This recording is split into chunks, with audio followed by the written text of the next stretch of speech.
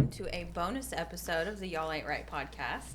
This is the second real estate episode that we're doing. The four of us are real estate agents, so I try to be.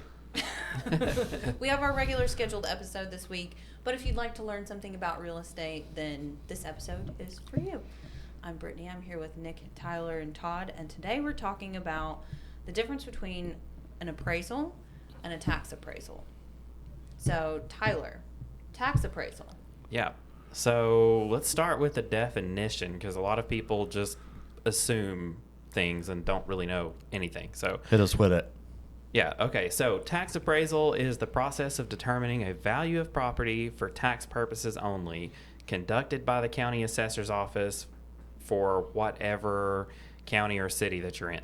So it sets the market value. basically, they use a market value to determine a tax assessment value, which we'll get into that.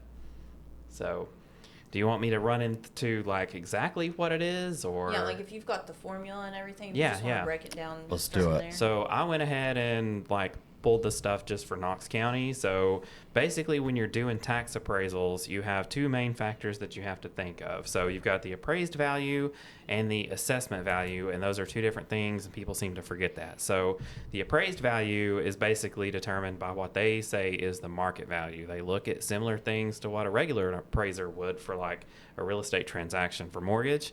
So they will look at recent sales, they will look at the land value, and they will look at the total improvement value, which is what, you know, if there's things that are built on the land, what are they worth? What's your house worth? How big is it? Things like that. They don't get nearly as detailed as a regular appraiser does, but they will use basically tax records from previous sales of similar homes in the area and kind of apply a formula for that to figure out what they think it's worth. Basically, that's done on a 4-year cycle in Knox County. So every 4 years, they reassess the value, and I'm sure everybody knows about it because there's usually a whole news thing about how taxes are jumping up a crazy amount. Everyone gets really mad. Yeah, really mad. Or they get mad it went down. Yeah. So that the Yeah.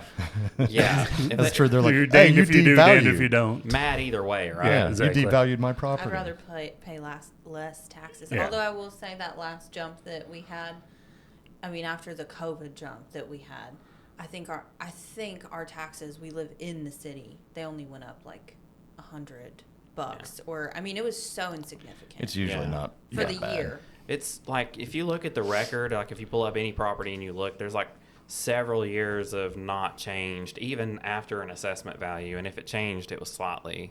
So like I said, you've got the appraised value. So that's, you know, the tax version of the market value.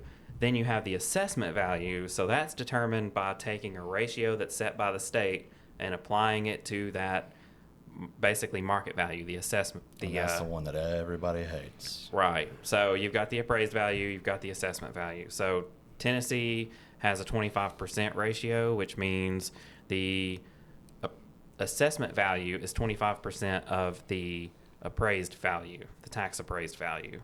So there's steps to getting what your payment's going to be. So the first thing is you've got to determine that market value. So they set that value based on the appraisal.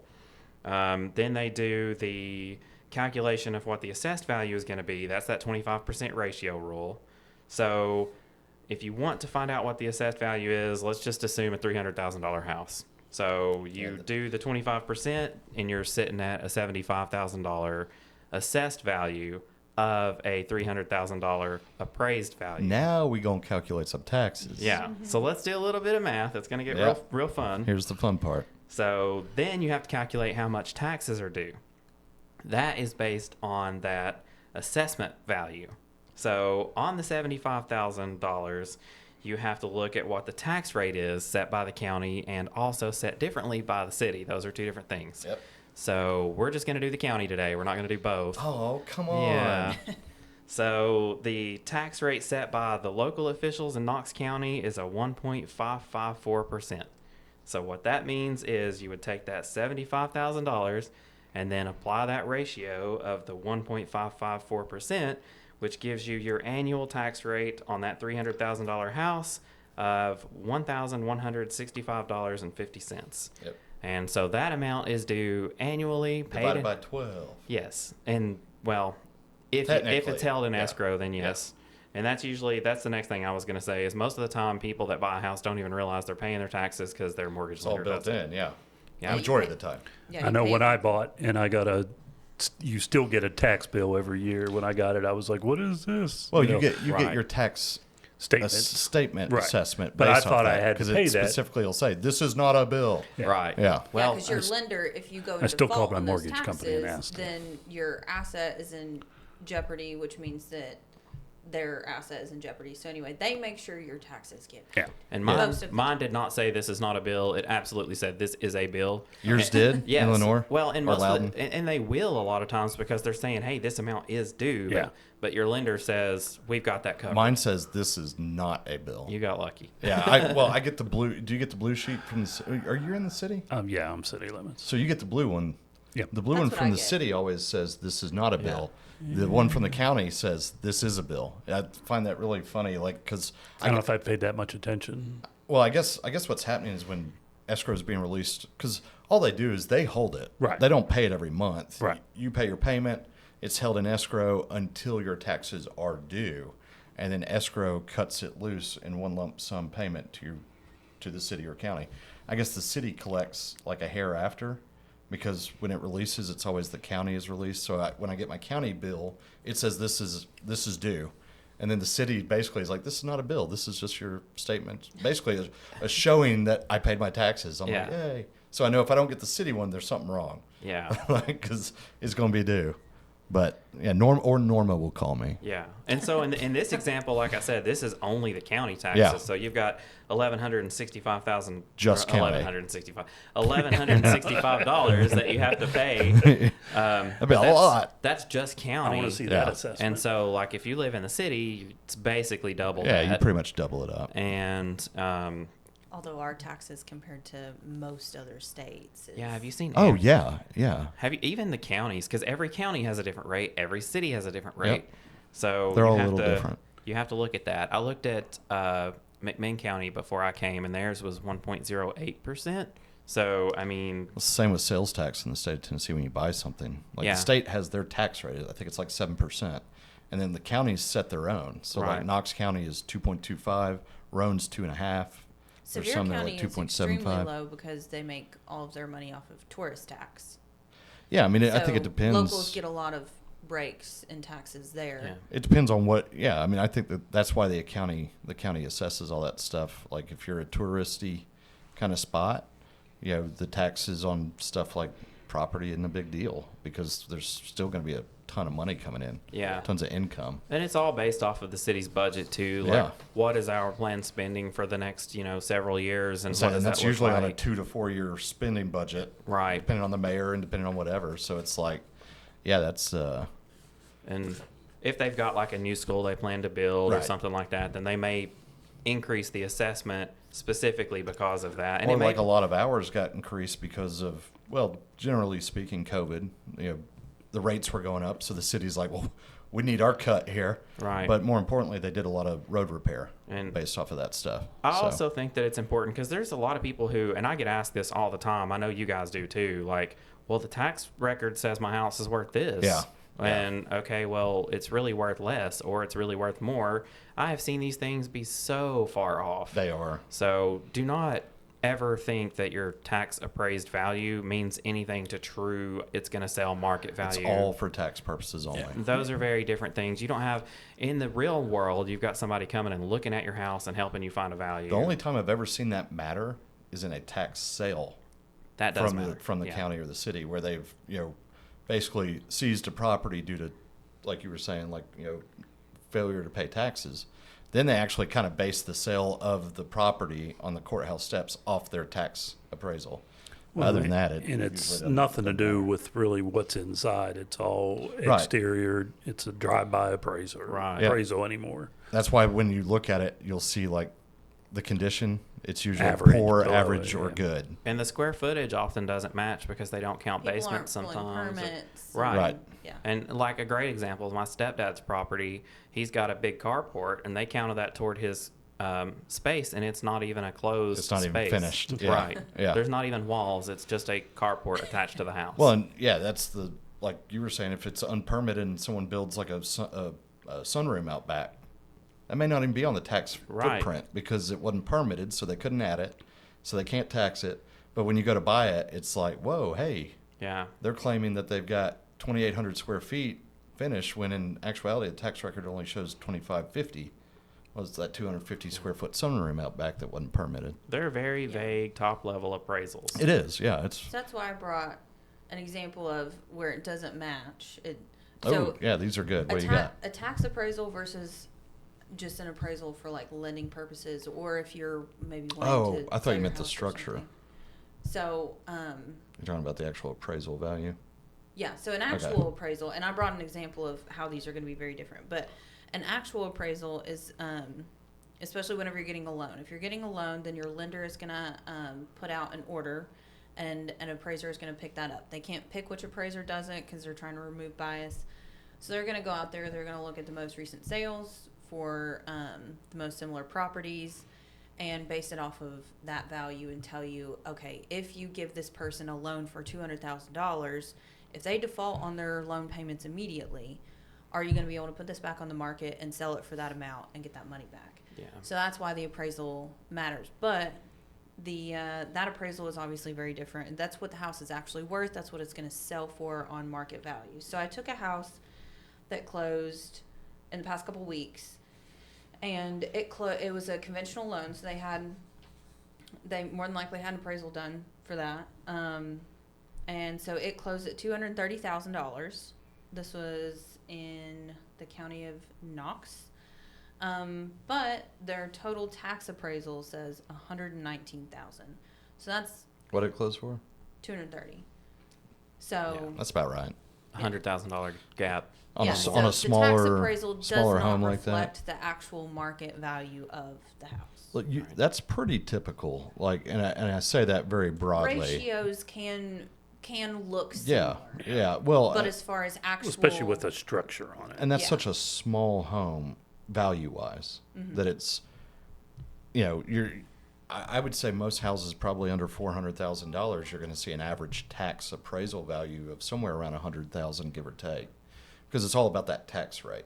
yeah, You know, 'cause- really, you only start seeing that tax appraisal really go through the roof if it's in the right area, or the houses are worth million plus kind of range. Like I think my parents' house, their tax appraisal is $275,000. Well, they're in Dean Hill. Their house is worth $800,000. So, just Because again, you're based on a ratio. A Right. lot of the houses that they sell for a similar price are going to have a similar. But it's tax silly to think appraisal that ratio. house is only appraised at $100,000 and an $800,000 house is appraised at a $275 from a Right. tax appraisal And purpose. that's why like the tax appraisal really has zero bearing Yeah, on what your house absolutely. is truly worth. So that's why it really throws people off, like, because you're not used to looking at maybe the tax record. You could own a house and never look at the tax record for your house. And you'll see, like, if you look on Zillow or whatever, They show it. It'll say tax appraised value, Yep. and people see appraised value, and they think Well, they take it as that's gospel. They're Right. like, oh, that house is only worth this. It's like, Yeah. there's conditions there. Some people, not all people, but a lot of people do get confused by that. They don't understand that that's a very different. Well, once you thing. explain it, I think most of your average home, people that have owned a home before and have gone through this cycle of taxation on their property and the assessment and all that stuff, I think they pretty much get it. Right. Yeah, they're like, oh, okay, so that's the tax appraisal value. That's what they're basing my property taxes on. But one of y'all mentioned it earlier, and we'll use our investor buddy as an example. He's blown away by the tax rate on the property. How low taxes he are. cannot get over. Well, He's like, especially "That's somebody that insane." comes from California, New Yeah. England, Well, he Chicago. I think he's got California and Wyoming, and In he's Texas and a few yeah, other and he's just places. blown away. He's like, I own property, whether it be commercial or residential or whatever, in all these different places. And Tennessee's tax rate is just insane. Oh, Like, yeah. he's like, in a good way. He's like, Yeah, we're I love it. pretty So, fiscally responsible Yeah. as a state and county and cities. now we'll see how long that lasts, though. But We- so far, so good, I mean, historically speaking. proportionally, yeah, I think we're okay. But Yeah. it's And I going to mean, keep going up. I mean, like- there's no and ifs or buts. when I saw something the other day that was a guy that lives in California, he's a YouTuber, and he was talking about like a commercial building, and he was like, none of these are rented because the upkeep is cheaper than the taxes, and he was like, nobody can afford to pay the rent, and he said, you know, this small building is a $30,000 a year tax rate, like it's insane. Well, and that's the problem, right? That's why you see so many businesses threatening to leave New York City, California, to redder states like a Texas or a Tennessee or a Florida, because generally speaking, the tax rate is better. Right. Or there's less restrictions, or The cost of doing business is so much higher. right. So it's, and the same could be said for residential real estate in those areas. Right. Like, That's how we get all these companies to come in, because we give them a 10-year tax break on. we had a California investor buy a house over here in Fountain City last year, and he's just like, we just sold out in California. He's like, we sold something half the footprint. I think the house we sold was like 2,400 square feet or something. He's like, we sold a 1,200 square foot like little bungalow rancher thing, a stucco house, old California style house, at 1.2 million. Phew. Yeah. And he was just like, I just bought double the square footage, and the lot is 10 times as big for $350,000. Yeah, well, that's why, people are coming with cash. Yeah. From It's a big California, deal. Florida. Well, that's why I said we gotta see what changes come over the next few years from all that. But it's interesting stuff. Yeah, it is. And it is important to know the difference between a true appraisal and a tax appraisal and a market value. And also, market value on your home doesn't always match what the true appraiser will say. I would agree with that too. The So- appraiser is technically, they're going to be a little bit behind too, because agents are also looking at, the appraiser's just looking at what has closed, and agents are going to look at what's closed, but also, We push the envelope. what's on the market. Yeah. What is Especially your when the market is competition? moving Well, they fast. will, and they will look at the market, like what's out there available. They Right. take that They're into not allowed account. to really use that. Oh, they'll call. I've been a listing Oh agent. yeah, and gotten I get calls calls all the time about them. I see you're under contract. Can you tell me what that one's planned to close for? Right. And so they will call and ask all that. They and their report is Well, extremely pending is detailed. different than looking at what's active. Yeah. But it's still not closed, though. Yeah. Right. They will take a snapshot of activity, but a majority of their assessment Is closed. is Well, closed. that's why we transactions. saw during COVID, some appraisers were trying to Yes. manipulate. I don't want to say manipulate the market, but trying to control it. They actually No, exactly they were did. trying to manipulate. Yeah, they got in trouble for it. I heard Like I serious have trouble for it. personally heard appraisers say that it's their job to keep the To control the overpricing market. from happening, and that's just not right. Not at in a all. free market, no. Yeah, That's why I when I told- heard that in COVID, I was like, Yeah, that's It was insane. moving so fast that That's it why was hard to there keep was up. another agent the other day that this condo had no issues appraising, none. There were a few others in the neighborhood that sold for higher than we were under contract for, and they were trying to say something about, oh well, let's put an appraisal gap for $2,000-3,000. I said, the second you put that on there, that flags something to the appraiser, and guess how much they're going to come up short? It's going to be exactly for how much we write it in that contract for, if it comes up short, because that's happened. See, and If it's $2,000-3,000, I've had appraisers ask for the contract. I don't give it to them. they get it anyway. The lender sends Yeah, it. I would they say get it. I tell them, if you want it, get it from the lender. Yeah. They always. But say I'm that. not going to send them that, because to me, I've always told them, first and foremost, that could be against my client's best interests. Yeah. That's not goes against my job description. But more importantly, if you're concerned about it, talk to the lender, because that's really what they're there for, is to kind of protect the lender's money. They're not there to help your buyer per se, Yeah. or the seller per se. Yeah. They're there to protect the integrity of the transaction and the value of the money. And that's important for buyers to know too. Yeah. A lot of them don't think that, because they're like, well, I'm paying for it, it's for me. But No. they are protecting the lender's investment in your loan. Correct. if They're something protecting happens, the they gotta money be able to in the transaction. make their money back. Exactly. Because That's- realistically speaking, a house is worth whatever someone's willing to pay for it. But They're looking at that's replacement. only applies if you have cash. And you don't have to be a buyer to get an appraisal done. No. If you have a unique property that maybe your agent says, look, man, there's just no good comps. This one's very different. As a seller, it'd be a very smart move. Right. Or even if it's just there's no, like, if it says that it's a 1,100 square foot home in the tax records and that's the only available data, and You know better. You know it's 3 floors Right. of 1,100-ish. Or you added 1,800 square feet that didn't get Right. updated yourself, even though you pulled a permit. So as Yeah. a seller in that situation, before you ever go on the market, you can go and pay to just have square footage measured by an appraiser, or you can pay for a full appraisal report. You'll get the square footage, the layout, and a really detailed, thorough report of comparable properties. Well, if you're in that situation for $600-700, that's a licensed appraiser is that's like getting something engineered, right? They're stamping that. Right.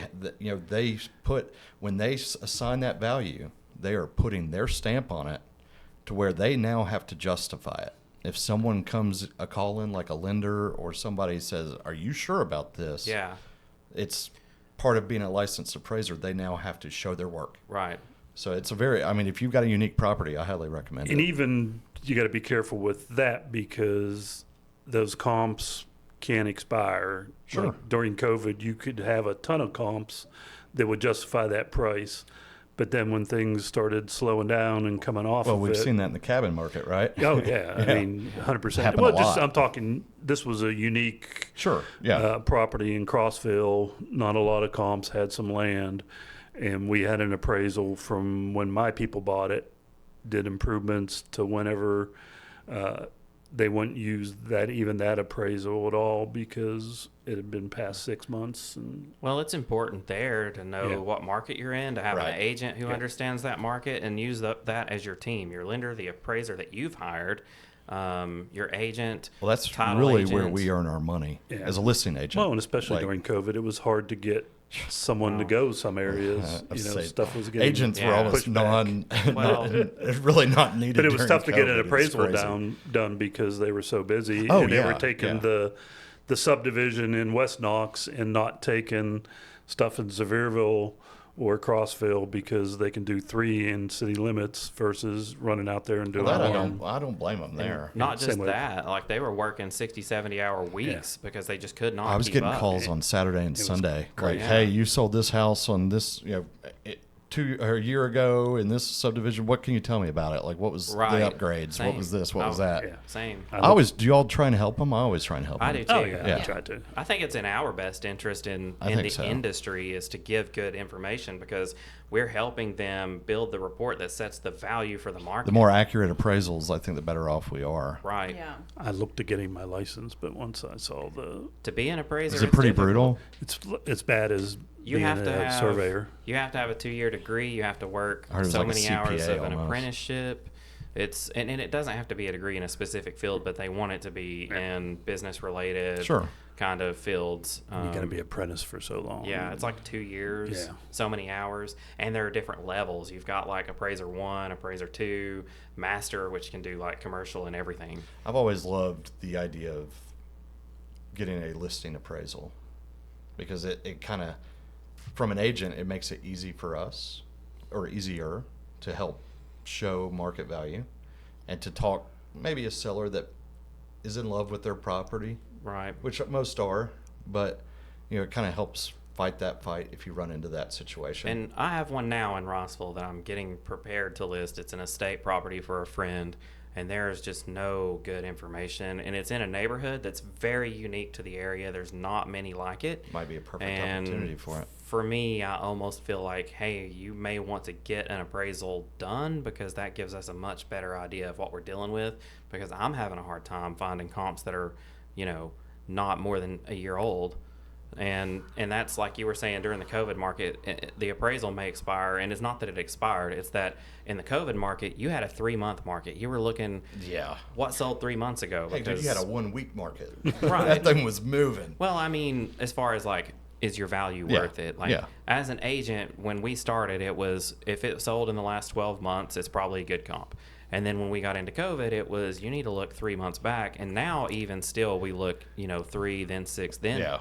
12, I depending remember on. when we started, it was 12 to 18. 18 was the stretch. Like Yeah. if you had to, they might take it to 18, but it wasn't favorable. Right. But now you're spot on. It's like 3, 6, 9, 12, 15. Okay. Yeah. It's like we're reaching danger zone Yeah. here. So We're getting back to where I think a year, if you look at 12 months back, it's probably I think similar it's pretty value. reasonable now. Yeah.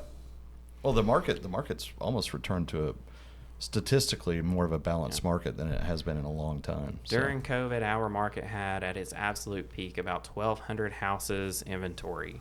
When we started, That's nuts. when me and Todd started in 2018, we were at about 5,500. I remember that. Where we're at now. We're at 57 as of yesterday. Yeah. 5,700. Let's say we're back to balance. Yeah. Yeah. So, which is I think overall is a good thing. I think we're at 5 months supply. There's more. There's more on the market for buyers. They have more negotiating power. Creates more competition. Yeah. Which keeps prices in check. Seeing a lot of price reductions. People Yep. are learning that they can't sell in 2 or 3 days. Yeah. It's a rough awakening because a lot of these people either bought during COVID or bought right before, and they're trying to cash in on the. Well, our memories are equity short. there. We just remember, what happened a month ago. 2 months ago is tough to remember. I mean, it's hard to remember. I remember People don't remember that sometimes it would take 4 or 5 price cuts to sell a house. Yeah. Well, I Like- mean, before we started in 6 Yeah. years ago, it was months was the average to sell, 2 or 3 months. if you think of coming off of What was it when we all came on? 2000. So I started in It 19. was So like 54 days or something to go pending. Yeah, I mean, we were looking at The average closing was like 90 days. It was pretty long. I know that was kind of the way they were teaching it back then. Because that's what they would always teach it. Like, you're in the quarter. You need to be planning for next quarter Right. now because of the way your closings lined up. I mean, we got so spoiled by, 14-day quick close. Yeah. Worst case was like 35 days, and you're like, oh my goodness, we're moving. yeah, if you asked for a 35-day close, you weren't Like, getting it what's wrong? because People are like, is yeah. everything okay? Is What's wrong with this your buyer financing? qualified? Have Yeah. they even 5-day applied yet? inspection That period. was the best. Like, are you sure your buyer's qualified? Yeah, they're asking for 35 days. It's not that big of a. It's a I don't VA. We're know. just building Yeah. in. I've got a lender that could close in 14. And it's funny the shift in how business is done. It's so Yeah. it adjusted so fast because during COVID it was like, okay, well now it went from you have to have an appointment to it's just open, everybody show up. Yeah. And then escalation clauses became a thing, appraisal gap coverage became a thing. Well, Like it was a Anyway, lot. before we get too far off topic. Yeah. Well, but to that That- point, all that came back to what you're talking about, the appraisal stuff, Right. And all this. Like you mentioned it earlier. We were just if you waving put an appraisal. appraisal gap in a contract nowadays, it's like a red flag. It's Yeah. like it goes up. Which back then, if you didn't have an escalation clause, an appraisal gap coverage, and the right to your firstborn child included in the contract, you weren't getting the house. Right, yeah. Now it's like these people act like, why in the world? there are was you no asking for that? contingencies back then. They were. Yeah. Yeah. And even if it was a unique property, it didn't matter what you priced it at, it was Right. selling. Yeah, it was If you were gone. anywhere close, it was selling. Well, I think that was a good coverage of Yeah. tax versus regular appraisals. If you guys have any other And the real estate- craziness that they can cause. they can cause mayhem, and we're happy to get more in depth into any of that. If you That's guys why you have hire any a good questions. agent, people. Yeah. Do some research, find Hire a good an agent. maybe Call- hire an appraiser. Call we'll find us. out. We'll Yeah. help you. We Yeah, I know mean, what we we're are talking here. about. I mean, some of us actually work and Yeah. do things like these two over here. So email He drives us, Tennessee. I do call us, stupid stuff. rate, review, subscribe, send us in your questions. We'll see you for the next bonus episode. Yeah, thanks, guys. Peace. Thank you for tuning in to today's episode. Don't forget to rate, review, and subscribe. If you or someone you know is thinking about buying or selling real estate in East Tennessee, email us at holler@yarpod.com. You can also reach Brittany Hawkins at 423-270-9572, Todd Huber at 865-456-0101, Tyler Letner at 865-816-0076, and Nick Cantey at 865-250-5167. Our office at Wallace Real Estate can be reached at 865-584-4000. Make sure to ask for YAR Pod. See y'all next week.